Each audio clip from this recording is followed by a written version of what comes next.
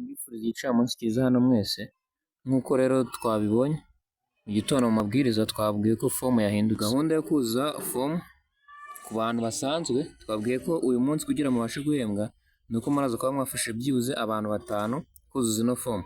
Niyo mpamvu rero fomu yahinduwemo, hari ibyo twahinduyemo twongeremo rifera porogaramu.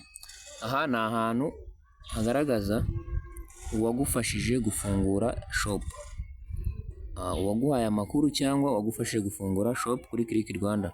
Ahantu mwitondere rero, abantu muri bufashe bose mubabwire gushyiramo username zanyu, za username mwashyizeho mubabwire kuzuzuzamo hano, kugira ngo tuze kumenya umubare w'abantu wafashije ku munsi, bityo ubashe no guhembwa.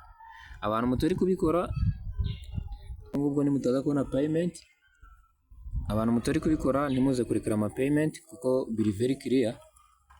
Noneho ibindi ni ibisanzwe, subscribe on YouTube channel, ibindi ni ibisanzwe byo murabikora nk'ibisanzwe. Gusa changes zabaye ni iyi referral program, aho twashyizemo kuruze gushyiramo username yo guhaye amakuru cyangwa gufashe gufungura shop kuri Click Rwanda. So mubyiteho.